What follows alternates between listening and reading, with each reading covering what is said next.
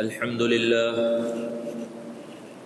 لله نحمده ونستعينه ونستغفره ونؤمن به ونتوكل عليه ونعوذ بالله من شرور أنفسنا ومن سيئات أعمالنا من يهد الله فلا مضل له ومن يضلل فلا هادي له ونشهد أن لا إله إلا الله وحده لا شريك له ونشهد أن سيدنا ومولانا محمدا عبده ورسوله صلى الله تعالى عليه وعلى آله وأصحابه وبارك وسلم تسليما كثيرا أما بعد فقد قال الله تعالى في القرآن المجيد والفرقان الحميد فأعوذ بالله من الشيطان الرجيم بسم الله الرحمن الرحيم إن الدين عند الله الإسلام وقال تعالى ومن يبتغ غير الإسلام دينا فلن يقبل منه وهو في الآخرة من الخاسرين صدق الله مولانا العظيم. معزز سامعین کرام، بزرگوں اور دوستوں، اللہ رب العزت نے ہمیں جن نعمتوں سے نوازا ہے ان نعمتوں میں سے سب سے بڑی اور اہم نعمت وہ ایمان کی نعمت اور دولت ہے. دنیا کی کوئی بڑی سے بڑی نعمت نہ ایمان کے برابر میں آ سکتی ہے نہ اس سے بڑھ کر ہو سکتی ہے. یہ سب سے بڑی نعمت اور دولت ہے جو اللہ رب العزت نے ہمیں عطا فرمائی ہے، اور اس پر ہم اللہ رب العزت کا جتنا شکر ادا کریں اتنا کم ہے. لیکن اس ایمان کی نعمت کی جس طرح ہمیں قدر کرنی چاہیے ہم اس طرح قدر نہیں کرتے، کیونکہ یہ ایمان کی دولت ہمیں بہت آسانی سے مل گئی ہے. ہمیں گھر بیٹھے یہ دولت مل گئی ہے. ہم مسلمان گھرانے کے اندر پیدا ہو گئے، مسلمانوں والا نام رکھ دیا گیا، لوگ ہمیں مسلمان کہنے لگے اور ہم ایمان والے ہو گئے. اس وجہ سے ہمیں اس ایمان کی، اس عظیم نعمت کی، اس عظیم دولت کی قدر نہیں ہے. اس ایمان کی نعمت کی قدر ان لوگوں سے پوچھئے جو کفر اور شرک کی دلدل سے نکل کر آئے ہیں، جو بت پرستی سے نکل کر آئے ہیں. اس ایمان کی نعمت اور قدر بلال حبشی سے پوچھئے، صہیب رومی سے پوچھئے، سلمان فارسی سے پوچھئے کہ انہوں نے اس ایمان کو بچانے کی خاطر، اس ایمان کی حفاظت کی خاطر، کلمہ لا الہ الا اللہ محمد الرسول اللہ کہنے کی خاطر کیسی کیسی قربانیاں دی، کیسی کیسی مشقتوں کو انہوں نے برداشت کیا. یہ وہی لوگ جان سکتے ہیں. ایمان کی جتنی اہمیت ہے، جتنا اس کا مقام و مرتبہ ہے، ہمارے دلوں کے اندر وہ عظمت، وہ مقام و مرتبہ نہیں ہے. اس پر شرمندہ ہونا چاہیے اور افسوس کرنا چاہیے. ایمان کی اہمیت اور ایمان کی جس طرح قدر ہونی چاہیے اس قدر کے نہ ہونے کی وجہ سے آج یہ حالات ہیں جو ہمارے سامنے ہیں. ملک کے اندر وقفے سے اور گزشتہ چند مہینوں سے مسلسل ہم ارتداد کے واقعات کو پڑھ رہے ہیں، سن رہے ہیں کہ فلاں جگہ پر ایک خاندان مرتد ہو گیا، انہوں نے ایمان کو چھوڑ دیا، وہ ہندو مذہب میں داخل ہو گئے. کچھ ایسے ہیں جو عیسائیت انہوں نے اختیار کر لیا. یہ تو لوگوں کی بات ہے، لیکن اس وقت کا جو اہم مسئلہ ہے وہ مسلمان لڑکیوں کے ارتداد کا مسئلہ ہے کہ سوشل میڈیا اور اخبارات اس سے بھرے پڑے ہیں. روزانہ ایسی خبریں ہندوستان کے ہر کونے سے سننے کو مل رہی ہیں کہ فلاں مسلمان لڑکی نے ایمان کو چھوڑ دیا ہے، غیر مسلم سے اس نے شادی کر لی ہے، یا غیر مسلم سے شادی کرنے کے واسطے اس نے درخواست داخل کر دی ہے میرج کورٹ کے اندر. اس طرح کی خبریں روزانہ کی بنیاد پر پہنچ رہی ہیں. وجہ اس کی یہ ہے کہ ایمان کی جو نعمت، جو دولت اللہ رب العزت نے ہمیں عطا فرمائی ہے، اس ایمان کی اہمیت کو ہم نے سمجھا نہیں ہے، اس ایمان کی نعمت کی ہم نے صحیح طرح سے قدر نہیں کی. حالانکہ اللہ رب العزت نے قرآن مجید کے اندر بیان فرما دیا ان الدین عند اللہ الاسلام، دین تو صرف اسلام ہی ہے. قیامت کے دن اس اسلام کے علاوہ کوئی دین قبول نہیں کیا جائے گا. ومن یبتغی غیر الاسلام دینا فلن یقبل منہ، کوئی اور مذہب لے کر اگر کوئی پہنچے گا تو اس دن قبول نہیں کیا جائے گا، اسے جہنم کے گڑھے کے اندر پھینک دیا جائے گا۔ اور اللہ رب العزت نے بیان فرمایا کہ جو مرتد ہو جائے اور ایمان کو چھوڑ دے ایمان کی نعمت حاصل ہونے کے بعد،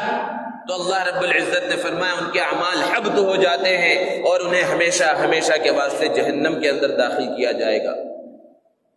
اللہ رب العزت نے قرآن مجید میں بیان فرمایا لا اکراہ فی الدین، کہ اس دین کے اندر کسی کے اوپر زور زبردستی نہیں ہے، یعنی زبردستی کسی کافر کو مسلمان بنانے کا حکم نہیں ہے۔ اور یہ 1450 سال کی تاریخ آپ اٹھا کر دیکھیے کہ جہاں جہاں مسلمانوں کی حکومت رہی، اسلامی حکومت رہی، مسلمان فوجیں پہنچی، کہیں پر بھی انہوں نے کسی ایک مسلمان کو، غیر مسلم کو زبردستی مسلمان نہیں بنایا۔ یہ مسلمانوں کی تاریخ ہے، اور نہ یہ جائز ہے کہ کسی کو زبردستی مسلمان بنایا جائے۔ مسلمان بننے کے واسطے، ایمان قبول کرنے کے واسطے کسی پر کوئی زور زبردستی نہیں ہے۔ جس کا دل چاہے وہ ایمان قبول کرے اور اپنے لیے کامیابی کی راہ چن لے، اور جس کا دل چاہے وہ ایمان قبول نہ کرے۔ لیکن جو مسلمان ہو گیا، جس نے اسلام کو قبول کر لیا، یا جو پیدائشی طور پر مسلمان چلا آ رہا ہے، اس کے لیے کسی بھی حال میں یہ گنجائش نہیں ہے کہ وہ اسلام کے دامن کو چھوڑ کر چلا جائے۔ اسلام میں آنے کے واسطے تو کوئی زور زبردستی نہیں ہے، لیکن جو اسلام کے اندر داخل ہو گیا، اسلام کو اس نے قبول کر لیا، پھر اسلام کو چھوڑ دینا یہ سب سے بڑا جرم ہے، بہت بڑا جرم ہے، اس کی معافی تک نہیں ہے۔ اسی لیے اگر اسلامی حکومت ہو، کسی جگہ پر اسلامی قانون نافذ ہو، تو آخرت کی جو سزا ہے وہ سزا تو ملے گی، اسے ہمیشہ ہمیشہ کے واسطے جہنم میں ڈالا جائے گا، اس کا کوئی اچھا عمل بھی قبول نہیں ہوگا، لیکن دنیا میں بھی سزا ہے کہ اس کی گردن کو اڑا دیا جائے گا۔ یہ مرتد کی سزا ہے۔ اس سے ارتداد کی خطرناکی کا اندازہ ہوتا ہے، اور ایمان کی اہمیت اور ایمان کی عظمت کا پتہ چلتا ہے۔ اللہ کے رسول صلی اللہ علیہ وسلم نے ارشاد فرمایا کہ 3 چیزیں جس شخص کے اندر ہوگی وہ ایمان کی حلاوت اور ایمان کی مٹھاس کو محسوس کرے گا۔ پہلی چیز کہ اللہ اور اس کے رسول کی محبت سب سے زیادہ ہو، یہ سب سے پہلی چیز۔ اور دوسری چیز یہ ہے کہ کسی انسان سے محبت کرے تو صرف اللہ کو راضی کرنے کے واسطے، اللہ کی خاطر، دین کی خاطر محبت ہو۔ اور تیسری چیز بیان فرمائی کہ اسلام چھوڑ کر کفر میں چلے جانا ایسے ہی ناپسند ہو جیسے کہ آگ میں کودنا ناپسند ہے۔ کہ کوئی آدمی جو عقل مند ہے، پڑھا لکھا ہے، جو کچھ سمجھتا ہے، وہ آگ میں کودنے کو کبھی بھی پسند نہیں کرے گا، کیونکہ وہ جانتا ہے کہ آگ اسے جلا ڈالے گی۔ بالکل اسی طرح، بلکہ اس سے بھی بڑھ کر اسے ناپسند ہو کہ وہ اسلام کو چھوڑ کر کفر کے اندر چلا جائے۔ یہ کیفیت جب اس کے اندر ہوگی تو پھر وہ ایمان کی حلاوت کو محسوس کرے گا۔ دوستو، ارتداد کے واقعات اور مسلمان لڑکیوں کے غیر مسلموں سے شادی کے واقعات ایسا نہیں ہے کہ ابھی چند سالوں سے سننے میں آ رہے ہیں، یہ تو ہم ہمیشہ سے سنتے آ رہے ہیں، لیکن پہلے جو واقعات پیش آتے تھے وہ الگ انداز کے ہوتے تھے کہ کسی لڑکی اور غیر مسلم لڑکے کے اندر جو ہے محبت ہو گئی کسی وجہ سے، ایک ساتھ پڑھنے کی وجہ سے، ایک ساتھ کام کرنے کی وجہ سے، ایک علاقے میں رہنے کی وجہ سے، ملاقات کی وجہ سے، اور پھر اس لڑکی نے اس غیر مسلم کو اپنے ہمسفر کے واسطے قبول کر لیا اور اسلام کے دامن کو چھوڑ دیا۔ اس طرح کے اکا دکا واقعات پہلے سے بھی ہم سنتے آ رہے ہیں، لیکن اس کے اندر اتنی شدت نہیں تھی۔ کبھی کبھی ایسے واقعات سننے میں آتے تھے، اور یہ اتفاقی واقعات ہوتے تھے کہ اتفاقاً دونوں کے درمیان یہ محبت پیدا ہو گئی اور اس طرح انہوں نے شادی کر لی اور اسلام کے دامن کو چھوڑ دیا۔ لیکن گزشتہ چند مہینوں سے جو واقعات سننے میں آ رہے ہیں، اگر آپ غور کریں تو پتہ چلے گا یہ اتفاقی واقعات نہیں ہیں، بالکل منظم سازش ہے۔ منظم سازش کے تحت مسلمان لڑکیوں کو بہلایا جا رہا ہے، پھسلایا جا رہا ہے، بہکایا جا رہا ہے، ان کے دین اور ایمان پر ڈاکہ ڈالا جا رہا ہے، اور اس کے لیے فنڈنگ کی جا رہی ہے۔ لاکھوں کروڑوں روپیہ اس کے اوپر خرچ کیا جا رہا ہے۔ غیر مسلم نوجوانوں کی پوری ٹیم تیار کی گئی ہے کہ وہ کس طرح مسلمان لڑکیوں کو بہکاتے ہیں، پھسلاتے ہیں، اور اپنے محبت کی جال میں وہ ان کو پھاندتے ہیں اور پھنساتے ہیں، اور پھر ان کے دین و ایمان کا سودا کرتے ہیں۔ باقاعدہ فرقہ پرست تنظیموں کی جانب سے یہ منظم سازش کے تحت یہ کام چل رہا ہے، اور ہماری مسلمان لڑکیاں اس سازش کے اندر پھنستی چلی جا رہی ہیں، اور وجہ یہ ہے کہ ایمان کی قدر نہیں ہے۔ دین کی قدر نہیں ہے، والدین نے انہیں دین کے بارے میں بتلایا نہیں، سرپرستوں نے انہیں اسلام کی اہمیت کو سمجھایا نہیں، ایمان کی عظمت اور وقعت ان کے دلوں کے اندر نہیں ڈالی، جس کی وجہ سے یہ واقعات کثرت سے سننے میں آ رہے ہیں۔ اخبارات ہم اور آپ روزانہ پڑھتے ہیں، لیکن اس میں کچھ خبریں ایسی ہوتی ہیں جو دل کو چھلنی کر ڈالتی، اور انسان جب ان خبروں کو پڑھ لیتا ہے تو پھر اسے سکون نہیں ملتا۔ ہر طرف سے ایسا نہیں ہے کہ کسی ایک صوبے کا، ایک اسٹیٹ کا واقعہ ہے، ہر طرف سے ایسے واقعات روزانہ کی بنیاد پر سننے کو مل رہے ہیں۔ حیدرآباد کے اخبار میں یہ خبر آئی کہ نلگنڈا کے علاقے کے اندر ایک لڑکی کسی غیر مسلم کے عشق کے اندر مبتلا ہو گئی، اور ان کے نام بھی موجود ہے، نام لینا یہاں پر مناسب نہیں ہے، اخبارات میں پوری تفصیل بلکہ فوٹو کے ساتھ یہ پوری خبر موجود ہے چند دنوں پہلے کی۔ اور جب ان کے درمیان محبت پیدا ہو گئی اور یہ معاشقہ آگے بڑھا اور پھر شادی تک بات پہنچی، تو اس غیر مسلم نے شادی سے انکار کر دیا، تو اس مسلمان لڑکی نے اس کے گھر کے سامنے جا کر دھرنا دینا شروع کر دیا۔ ذرا اندازہ کیجئے، تصور کیجئے کہ کس پستی پہ آ گئے اور اسلام کو اور مسلمانوں کو کس طرح بدنام کیا جا رہا ہے۔ جب کئی دنوں تک وہاں پر وہ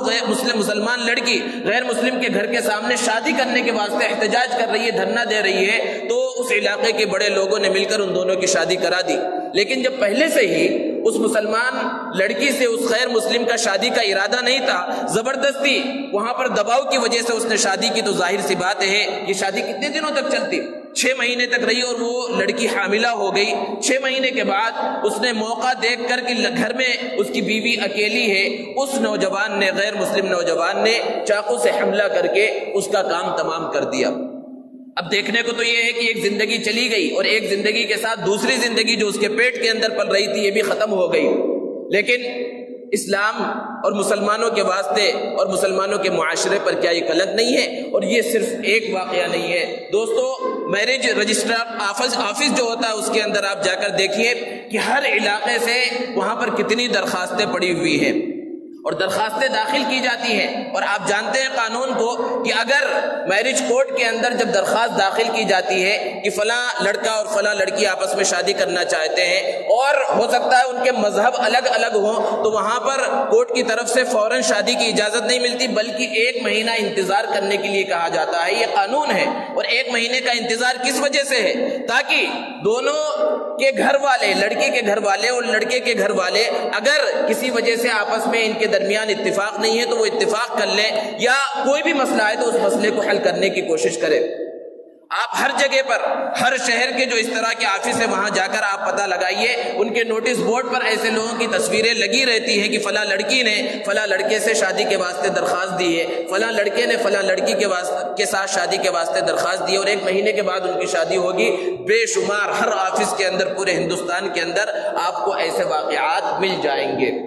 لیکن پھر سوشل میڈیا پر یہ تصویریں کہاں سے آ جاتی ہے؟ آپ نے بھی دیکھا ہوگا واٹس ایپ، فیس بک وغیرہ پر، کہ وہاں اس آفس کے اندر جو درخواست داخل کی گئی کہ کسی مسلمان لڑکی نے غیر مسلم کے ساتھ، غیر مسلم لڑکے کے ساتھ شادی کی جو درخواست دی ہے، اس کی فوٹو کاپی واٹس ایپ پر، فیس بک پر اور سوشل میڈیا پر کیسے آ جاتی ہے؟ یہ آتی ہے غیر مسلم لڑکے کی طرف سے، کیونکہ اس کا مقصد نہ تو محبت ہے نہ شادی ہے، اس کا مقصد تو یہ ہے کہ اسلام کو بدنام کیا جائے، مسلمانوں کو بدنام کیا جائے، مسلمان معاشرے کو بدنام کیا جائے۔ تو جب وہ آفس میں جاتے ہیں اور وہاں پر درخواست داخل کرتے ہیں تو چپکے سے وہ غیر مسلم نوجوان اس کی فوٹو لے لیتا ہے اور اس کو سوشل میڈیا پر پھیلا دیتا ہے۔ کیوں پھیلاتا ہے؟ یہ بتلانے کے واسطے کہ دیکھو میں ایک شکار کرنے میں کامیاب ہو گیا، اور اب تم لوگ کیا کرتے ہو کرتے رہو۔ اور لڑکی چونکہ وہ ان کے جال میں پھنس چکی ہے، اور کس طرح پھنسایا جاتا ہے آپ اخبارات کی رپورٹیں پڑھیے جو ان کی طرف سے اور ایسی فرقہ پرست تنظیموں کی طرف سے جاری کی گئی ہیں کہ ان کو یہ کہا گیا ہے کہ آپ 6 مہینے کے اندر یا 1 سال کے اندر کسی بھی لڑکی کو پھنسائیے اور اس کو اس درجے پر لا کر کھڑا کر دیجئے کہ وہ یا تو آپ سے شادی کے واسطے تیار ہو جائے یا اپنے معاشرے میں آنکھ دکھانے کے اور کھڑی ہونے کے لائق نہ رہے، اور اس کے پاس نہ آگے جانے کا کوئی راستہ ہوتا ہے نہ واپس آنے کا کوئی راستہ ہوتا ہے، اور اس درمیان جو کچھ خرچہ ہو وہ خرچہ تنظیم دے گی، اور اگر تم اس سے شادی کرنے میں یا اس کا اسلام ختم کرنے میں تم کامیاب ہو گئے تو 2 لاکھ روپے انعام کے طور پر بھی دیا جائے گا۔ یہ کم سے کم رقم ہے۔ یہ ان کی تنظیموں اور ان کی میٹنگوں کے اندر یہ بات کی گئی ہے، اور بہت سے غیر مسلم نوجوانوں نے بہت سے صحافیوں کو انٹرویو دیتے ہوئے اس بات کو قبول بھی کیا ہے۔ اور ایسی معمولی انداز میں یہ کوششیں نہیں چل رہی، منظم انداز میں غیر مسلم نوجوان اردو سیکھ رہے ہیں، ان کو اشعار سکھایا جا رہا ہے، اور مسلمان عورتیں اور مسلمان لڑکیاں جب ایک غیر مسلم نوجوان کی زبان سے اردو کے فصیح الفاظ سنتے اور اردو لکھتے پڑھتے ہوئے ان کو دیکھتے ہیں، اور ان کی زبان سے اور ان کے میسجوں میں اردو کے اشعار دیکھتے ہیں، تو وہ پھر ان سے متاثر ہو جاتی ہیں، اور پھر ان کے عشق کے جال کے اندر اور اس محبت کے جو جال ہے اس جال کے اندر پھنس جاتی ہے اور اپنے دین اور ایمان کا سودا کر لیتی ہے۔ یہ ایک منظم سازش چل رہی ہے۔ دوستو، ہم نے کیا کیا، ہماری ذمہ داری کیا ہے، اور ہم اس سلسلے میں کیا کر سکتے ہیں؟ ضرورت اس بات کی ہے کہ مختلف شعبوں سے تعلق رکھنے والے جو مسلمان ہیں، یہ کسی ایک شعبے سے تعلق رکھنے والے لوگوں کی ذمہ داری نہیں ہے، ہر شعبے سے تعلق رکھنے والے مسلمانوں کی ذمہ داری ہے، چاہے وہ علماء اور حفاظ کا طبقہ ہو، کاروبار اور تجارت کرنے والوں کا طبقہ ہو، ڈاکٹروں اور وکلاء کا طبقہ ہو، تعلیم یافتہ لوگوں کا طبقہ ہو، اسکولوں اور کالجوں میں پڑھانے والوں کا طبقہ ہو، ہر ایک کی ذمہ داری ہے کہ اس برائی کو اور اس بے حیائی کو اور اس فحاشی کو محسوس کریں اور اس کے تدارک کے اور اس کے علاج کی کوشش کریں۔ یہ ہر مسلمان کی ذمہ داری ہے۔ اگر ہم نے اس ذمہ داری کو محسوس نہ کیا اور ہم نے اپنی ذمہ داری ادا نہ کی تو کل قیامت کے دن ہم سے سوال کیا جائے گا۔ اللہ رب العزت نے قرآن مجید کے اندر ارشاد فرمایا، یا ایھا الذین آمنوا قوا انفسکم واہلیکم نارا وقودھا الناس والحجارہ، یہ ایمان والو اپنے آپ کو اور اپنے گھر والوں کو جہنم کے آگ سے بچاؤ، جہنم کے عذاب سے بچاؤ جس کا ایندھن انسان اور پتھر ہوں گے۔ اللہ کے رسول صلی اللہ علیہ وسلم نے ارشاد فرمایا، کلکم راع وکلکم مسئول عن رعیتہ، کہ تم میں سے ہر شخص ذمہ دار ہے۔ وہ یہ نہ سمجھے کہ میرے اوپر یہ وبا نہیں آئی ہے، ہمارا گھر محفوظ ہے، مجھے کچھ کرنے کی ضرورت نہیں ہے۔ اللہ کے رسول صلی اللہ علیہ وسلم نے ارشاد فرمایا، کلکم راع، تم میں سے ہر شخص ذمہ دار ہے، اور تم میں سے ہر شخص سے قیامت کے دن اس کی ذمہ داری کے بارے میں سوال کیا جائے گا۔ اس کے ماتحت جو لوگ تھے ان کے بارے میں سوال کیا جائے گا کہ تم نے ان کے دین کا، ان کے ایمان کا خیال رکھا یا نہیں رکھا۔ دوستو، یہ جو ارتداد کی وبا پھیلی ہوئی ہے، اس کی بنیادی اسباب کیا ہے؟ علماء نے بیان فرمایا کہ اس کی بنیادی اسباب میں سے پہلا جو سبب ہے وہ شادیوں کا مشکل ہو جانا ہے، اور مالداروں کی شادیوں میں خوب پیسوں کا خرچ کرنا ہے۔ آج ہمارے مالدار مسلمان اپنی شادیاں اس انداز میں کر رہے ہیں، اپنے بچوں اور بچیوں کی شادیاں، کہ پہلے زمانے کے نواب اور راجاؤں کی جو شادیاں ہوتی تھی وہ ماند پڑ گئی ہیں۔ اس طرح پیسہ خرچ کیا جا رہا ہے، اور اس طرح جو ہے بڑے ہی دھوم دھام کے ساتھ شادیاں کی جا رہی ہیں، تو متوسط طبقہ جب ان شادیوں کے اندر پہنچتا ہے تو پریشان ہو جاتا ہے کہ ہم اپنے بچوں کی شادیاں کس طرح کریں گے۔ اب ہر کوئی اسی طرح اور اسی معیار تک پہنچنے کی کوشش کرتا ہے، اور یہ متوسط طبقہ پھر اپنی بچی کی اور اپنے بچے کی شادی کرنے کے واسطے اپنے در و دیوار تک بیچ دیتا ہے، گھر تک بیچ دیتے ہیں، گروی رکھ دیتے ہیں، زیورات سب کچھ بیچ ڈالتے ہیں ایک بچی کی شادی کی خاطر۔ اور پھر جو غریب طبقہ ہے اس کا تو پوچھنا ہی کیا ہے۔ غریب طبقے کے اندر جب بچی کی شادی کا مسئلہ آتا ہے تو ہر شخص، معاشرے کا ہر شخص سمجھتا ہے، یہ سب بیان کرنے کی ضرورت نہیں ہے، نہ بتلانے کی ضرورت ہے، ہر ایک کو معلوم ہے کہ کیسی پریشانی ہوتی ہے۔ اور جو بڑے بڑے بھکاری آتے ہیں بھیک مانگنے کے واسطے، جو داماد کا نام ان کا ہوتا ہے، پھر وہ ایک طرف سے بھیک لے کر کھڑے ہوئے، ان کو بھیک میں گاڑی دینی ہے اور جوڑے کی رقم دینا ہے اور یہ دینا ہے، اور ان کے بھکاری جو کھانے کے واسطے آئیں گے، خود اپنے مہمان نہیں ہیں، ہمارے جو مہمان آنے والے ہیں ان کو یہ آئٹم دیے جائیں، اس طرح کے مطالبے ہو رہے ہیں۔ ذرا تصور کیجئے، لڑکی والے یا لڑکے والے اپنی خوشی سے جو کھلائیں وہ ان کی مرضی ہے، لیکن مطالبے کرنا کہ اتنے آئٹم ہونے چاہیے اور اس طرح کی بریانی ہونی چاہیے اور اس طرح کا یہ کھانا ہونا چاہیے، بے غیرتی کی حد ہو گئی ہے۔ اور جب شادیاں اتنی مشکل ہو گئی اور لڑکیوں کی عمر بڑھتی چلی جا رہی ہے اور اپنوں میں انہیں کوئی رشتہ نہیں مل رہا ہے، تو ہمارے مسلمان لڑکیوں میں سے بہت سی ایسی ہوتی ہے کہ کب تک انتظار کرے اور وہ بہک جاتی ہے اور غیر مسلموں کے دامن کو تھام لیتی ہے، غیر مسلموں کے عشق میں ان کے بہکاوے کے اندر مبتلا ہو جاتی ہے۔ یہ پہلا سبب ہے مالداروں کی شادیوں کا مہنگی کر دینا، شادیوں کا مشکل ہو جانا، یہ سب سے پہلا سبب ہے۔ تو ضرورت کس بات کی ہے اس بات کی ضرورت ہے کہ ہمارے مالدار مسلمان اللہ نے انہیں بہت زیادہ نوازا ہے، اللہ رب العزت نے جب نوازا ہے اس کو اس انداز میں خرچ کرنے کی کوشش کرے، سادی شادیاں کرے، اور جو غیر مسلم احباب اور غیر مسلم جو لوگ ہیں وہ اس انداز میں جو مسلمان لڑکیوں پر نگاہیں گڑائے ہوئے بیٹھے ہوئے ہیں ان کو بہکانے کی کوشش کے اندر لگے ہوئے ہیں، ان کی سازشوں کو ناکام بنائیں اور مسلمان لڑکیوں کی، غریب لڑکیوں کی خود شادی کرنے کی کوشش کرے۔ یہ ایک پہلی ذمہ داری ہے مسلمانوں کی۔ ارتداد کا دوسرا سبب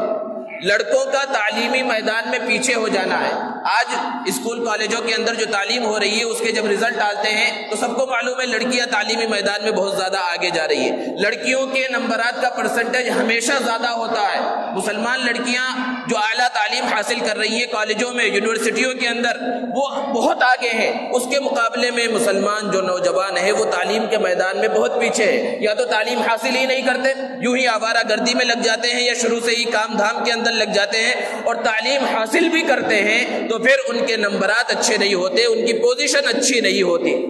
اور ہر کوئی چاہتا ہے کہ جب اس کی شادی ہو تو برابری کے معیار پر ہو۔ لڑکی نے بہت اعلیٰ تعلیم حاصل کر لی ہے، اس نے وہ ڈاکٹر اور انجینئر بن گئی تو ظاہر سی بات ہے اپنے برابر کے رشتے کو وہ ڈھونڈنے کی کوشش کرے گی، اور مسلمان نوجوانوں میں ایسے قابل نوجوان جب نظر نہیں آئیں گے تو اس کی نگاہ ظاہر سی بات ہے غیر مسلموں کی طرف پڑے گی۔ اور یہ مشاہدہ ہے، یہ حقیقت ہے ہندوستان کی کہ صرف اس وجہ سے کہ مسلمان نوجوانوں کے پاس اعلیٰ تعلیم نہ ہونے کی وجہ سے بہت سی مسلمان لڑکیوں نے غیر مسلموں کو اپنا ساتھی چن لیا ہے، غیر مسلموں کے ساتھ انہوں نے شادی کر لی، صرف اس وجہ سے کہ مسلمان لڑکے تعلیمی میدان میں پیچھے رہ گئے۔ اور تیسرا سبب اس ارتداد کا مخلوط تعلیمی نظام ہے، ایک ساتھ لڑکوں اور لڑکیوں کا تعلیم حاصل کرنا۔ بہت زمانے پہلے سے علماء اس بات سے روکتے آ رہے ہیں کہ مخلوط نظامی تعلیم سے بچو، جس کو کو ایجوکیشن کہا جاتا ہے، اور بڑے فخر سے مسلمان انتظامیہ اسکولوں اور کالجوں کو قائم کرتی ہے تو بڑے فخر سے بتاتے ہیں کہ ہمارے پاس کو ایجوکیشن نظام ہے، مخلوط تعلیمی نظام ہے۔ جب علماء یہ بات بیان کرتے تھے کہ اس نظام تعلیم سے بچو تو لوگ ان کے اوپر انگلیاں کستے تھے کہ یہ لڑکیوں کو تعلیم حاصل کرنے سے روک رہے ہیں۔ کبھی بھی علماء نے لڑکیوں کو اعلیٰ تعلیم حاصل کرنے سے نہیں روکا، لیکن تعلیم کے میدان میں جو فساد آ رہا ہے مخلوط نظام تعلیم کی وجہ سے اس سے روکا ہے، اور مخلوط نظام تعلیم کی وجہ سے ایسے فساد ہو رہے ہیں جو ہمارے سامنے ہیں، نظروں کے سامنے ہیں، کہ ایک ساتھ پڑھنے کی وجہ سے کالجوں کے اندر، یونیورسٹیوں کے اندر وہاں معاشقے اور بوائے فرینڈ اور گرل فرینڈ کا یہ جو کلچر ہے یہ اسلامی کلچر نہیں ہے، یہ غیروں کی طرف سے آیا اور یہیں سے پھل پھول رہا ہے، اور مسلمان لڑکیاں غیر مسلموں کو جانتے بوجھتے ہوئے ان کے ساتھ ان کے دام محبت کے اندر پھنس جاتی ہے۔ اور ادھر سے تو باقاعدہ منظم سازش ہے کہ ان کو قیمتی ہدیے دیے جاتے ہیں، تحفے دیے جاتے ہیں، گفٹ دیے جاتے ہیں، اور جب مسلمان لڑکیوں کے پاس ایسے گفٹ پہنچتے تو ظاہر سی بات ہے انہیں دنیا خوبصورت نظر آتی ہے، عیش و عشرت انہیں نظر آتی ہے، ہزاروں لاکھوں روپے کے موبائل دیے جا رہے ہیں، آئی فون دیے جا رہے ہیں 1 لاکھ روپے کا، جبکہ گھر سے انہیں 5-10 ہزار کا موبائل نہیں ملا، اور ادھر سے جو ہے تحفے میں اتنا بڑا قیمتی موبائل مل گیا، ایکٹیوا گاڑی دی جا رہی ہے۔ یہ سب فرضی واقعات، فرضی قصے کہانیاں نہیں ہیں، یہ آج زمینی حقیقت ہے۔ آئی پیڈ دیا جا رہا ہے، لیپ ٹاپ دیا جا رہا ہے۔ جب اتنے قیمتی گفٹ دیے جا رہے ہیں تو ظاہر سی بات ہے دل و دماغ خراب ہو جاتا ہے، اور پھر ایمان اور دین اسلام نظر نہیں آتا، اور پھر اس کے محبت کے جال میں گرفتار ہو کر وہ اپنے ایمان سے اور اپنے دین اسلام سے ہاتھ دھو بیٹھتی ہے، اور پھر اس کے ساتھ شادی کر لیتی ہے، اور پھر وہ شادی کتنے دنوں تک چلتی ہے؟ 4 مہینے 6 مہینے تک چلتی ہے، پھر اس کے بعد یا تو طلاق ہو جاتی ہے، یا پھر اس کے پاس واپس آنے کا کوئی راستہ نہیں ہوتا تو پھر جسم فروشی کا راستہ اختیار کرتی ہے یا پھر خودکشی کر لیتی ہے۔ یہی آج زمینی حقیقت ہے۔ تو مخلوط تعلیمی نظام کا یہ وبال اور یہ انجام ہو رہا ہے۔ اور چوتھا جو سبب ہے اس ارتداد کا وہ مخلوط انداز کے اندر کاروبار کرنا ہے، اور مخلوط انداز میں جو جاب ہے کہ راتوں کے اندر جو کال سینٹر ہیں یا دن کے اندر بھی مخلوط انداز میں مسلمان لڑکیاں اس انداز میں جو ہے اپنی ذمہ داری ادا کرنے کے واسطے یا جو بھی کہہ لیا جائے وہ نوکریاں کر رہی ہیں، اور ایک ہی ٹیکسی کے اندر، ایک ہی گاڑی کے اندر ایک نوجوان لڑکے کا اور نوجوان لڑکی کا آپس میں سفر ہوتا ہے، پھر ایک ساتھ بیٹھ کر وہاں پر کام کرتے ہیں، ایک ساتھ کھانا پینا ہوتا ہے، اور رات کے آخری حصے میں ایک ساتھ ایک نوجوان لڑکے اور لڑکی کا واپس آنا ہوتا ہے۔ آگ اور پیٹرول ایک ساتھ چل رہے ہیں تو یہاں پر آگ نہیں لگے گی، یہ سب اسباب ہیں، یہ بنیادی اسباب ہیں۔ اس کے علاوہ اور بہت سارے اسباب ہیں جو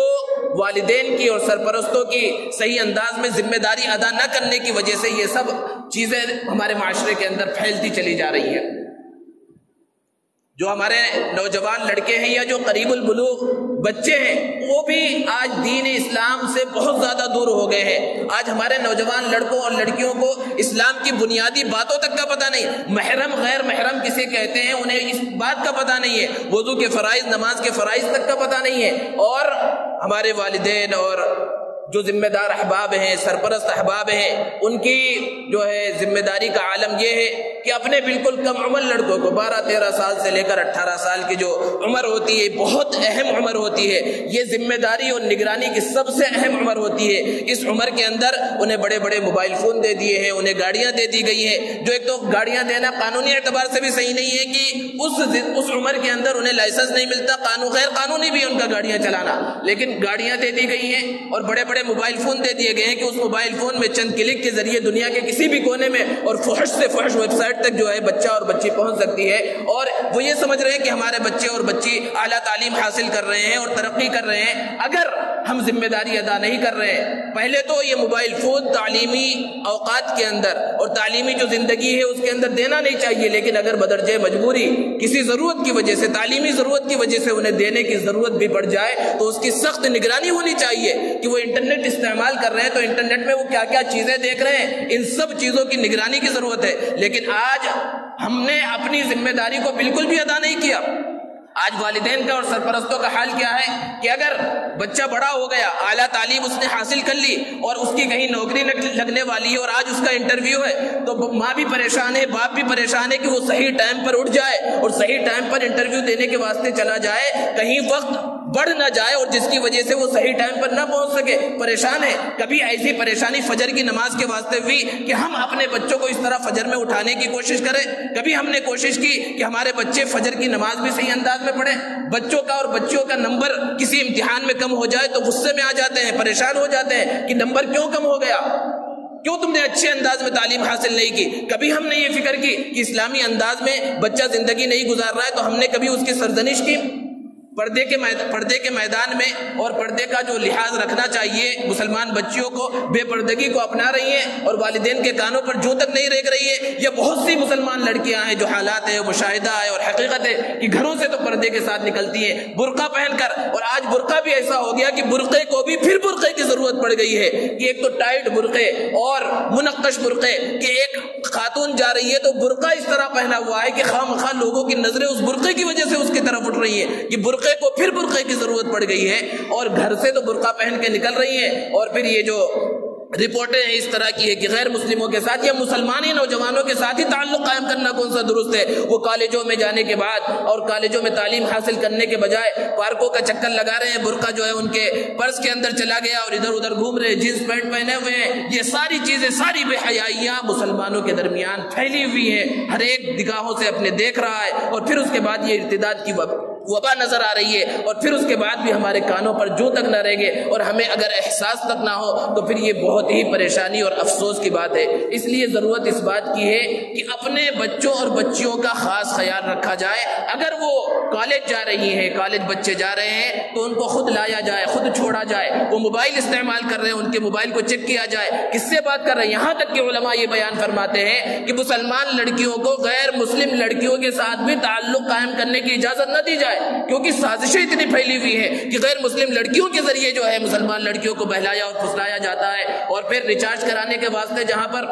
لڑکیاں جاتی ہیں ان کے نمبر وہاں حاصل کر لیے جاتے ہیں، زراعت کی دکانوں پر مختلف بہانوں سے نمبر حاصل کیے جاتے ہیں۔ یہ سازش بہت لمبی ہے، اس لیے بہت سمجھ کر سوچ کر اپنی بہنوں اور بیٹیوں کی حفاظت کرنے کی ضرورت ہے، ان کے دین کی، ان کے ایمان کی حفاظت کرنے کی ضرورت ہے، ان کو دین اسلام